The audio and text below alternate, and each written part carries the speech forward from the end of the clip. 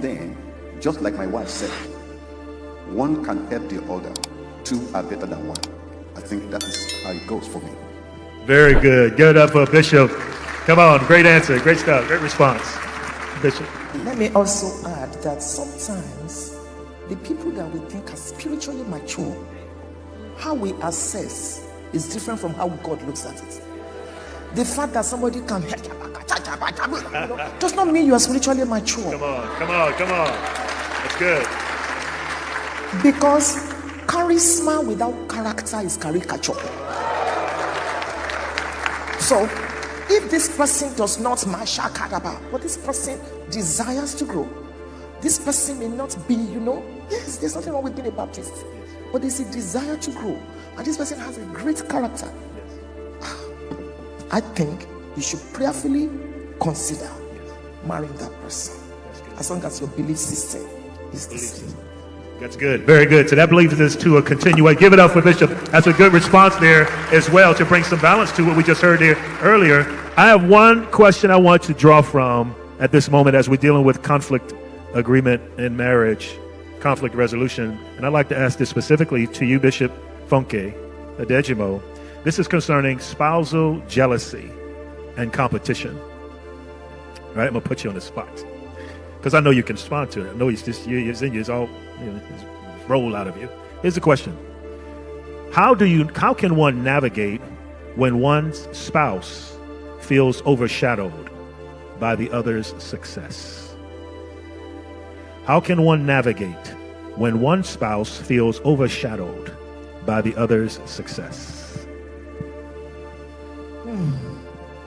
That's a deep question, and that's one of the reasons why we encourage people to grow, so that you don't get to a stage in your marriage when one has gone and the other is behind.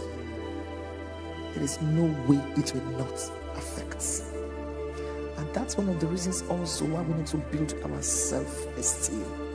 Because God is your rewarder. Somebody cannot be studying, investing, self-developing, and you expect the person to be on the same spot.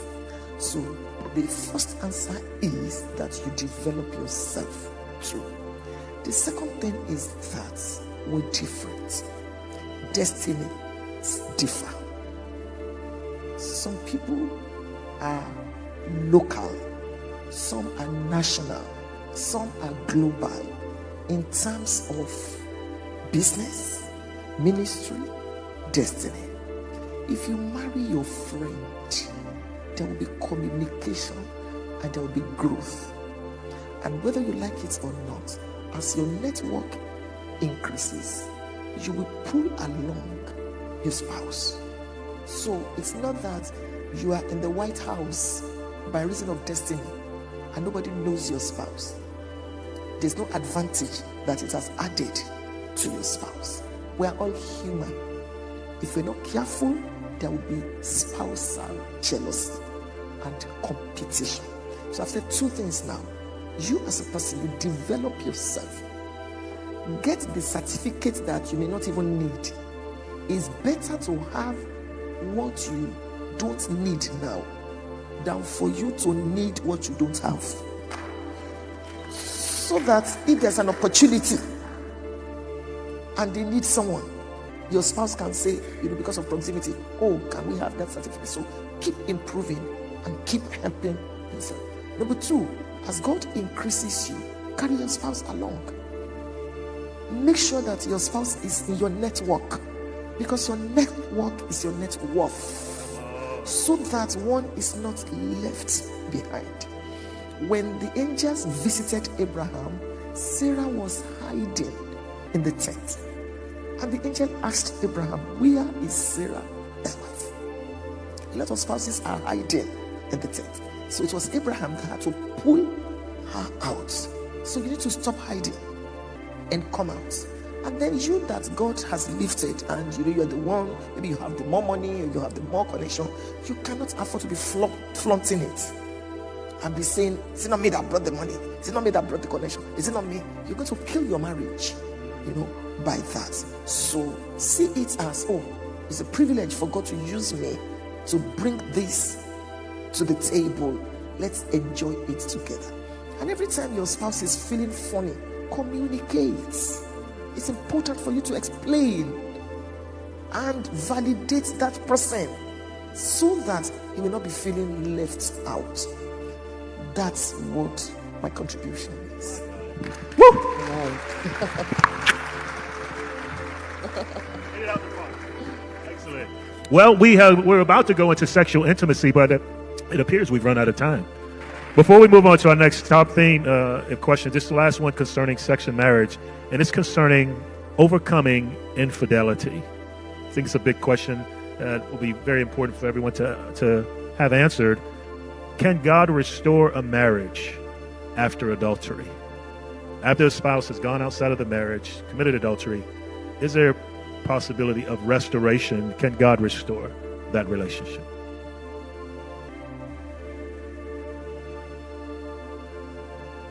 God can. And depending on the two that are involved, if the spouse and if the people that are involved, the couple, if they agree that they want to move on, yes, on the side of God, there is no sin that he cannot forgive. But it depends on the spouse whether he or she will be able to get over it, because that can affect everything at home and get healed. He or she may not forget, but he gets healed gradually, and then the other must always be with the other. But that's me. I don't know whoever is involved, whether man or the woman. They have to be there emotionally to stabilize, so it is possible to move on and move ahead after an adultery is committed. Right. Thank you very much. And like my husband said, it's human beings that think that adultery is a big sin. What about lying? What about gossiping? What about all the other things? So sometimes we think, and when adultery happens, the couple goes through 5 stages. Number 1, shock. That's the person that is cheated on. You're shocked. I thought we were close. We're always together in church.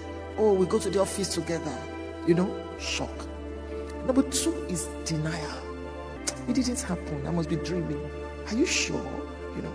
Number 3 is grief. You're going to be disappointed. You're going to be disillusioned. You're going to cry. It's the same thing. It's the same process when a spouse dies or when you lose someone very, very special. You're going to go through that grief. You cry and cry. So when somebody dies and some people are telling people, oh, don't cry. No, it's not good. Let them cry. It's part of our healing. So you're going to cry. But you don't stay in one stage forever. Because after that grief, you're going to move to healing. And then from healing, you now get to restoration. That's how it works. But when you're dealing with adultery, you look at the causes. How did we get here?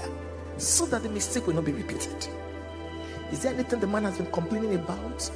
And sometimes we think it's only the man that commits adultery. Women also commit adultery. That's the truth.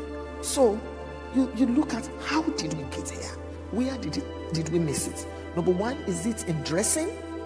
Is it that the man was affected by the way that person or the woman was affected? Is it in availability? You're never home? Is it that the sex life has issues? Every time your husband wants to touch you, you're sick. My head, my shoulder, my knees, my toes, everywhere is everywhere is paining me. So the man's sexual needs are not met, or his sexual need is not met. You are always sick. So, and the devil is looking for precious life. So something happens, somebody pays attention to him in church, in the office, and all that. Or is it an attack? Which is what Africans always want to say, oh, it was a spiritual attack. And sometimes it is, but many times it's not. It's carelessness. So we need to find out. And then post-adultery. Number one, do you want to stay in the marriage? Both of you have agreed you want to forgive him. Forgiveness is a process, and only fools forget. So you don't think that it will be forgotten. Trust, when it is broken, it has to be ended again, and it takes time. So post adultery, what do you want to do? You want to put safety valves. You want to be accountable. Maybe for the first 1 year, no more password. Since you both want to build together, so I'm free to your phone. It's not that you run to the bathroom every time there's a call. Hello.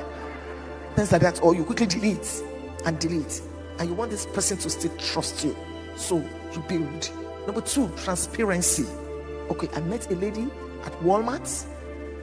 This is what she said. We were mates in secondary school, or the person that you committed the adultery with. Do you still want proximity with the person? Your wife says no, or your husband says no. I don't want any relationship with the person. You need to block without explaining to the person. Stuff like that, so that the cycle does not continue. And we're talking about soul tie, breaking of soul tie the last time, and deliverance and all that. Particularly if you come from the African culture, where polygamy is the norm, where adultery is, in the southern part of Nigeria, for instance, adultery is not a crime. And I'm speaking as a law student. I'm telling you, it's not a crime in our criminal code. In the northern part of Nigeria, they use the penal code. Adultery is a crime. So if you come from a family where your father had 55 wives and 103 children, or where your mother had to be told to do DNA for your siblings, those kind of stories, and now you are born again, you need to know that there is a spiritual warfare over your life. So you do deliverance, but you don't just do deliverance, you walk in purity, you consciously walk in integrity.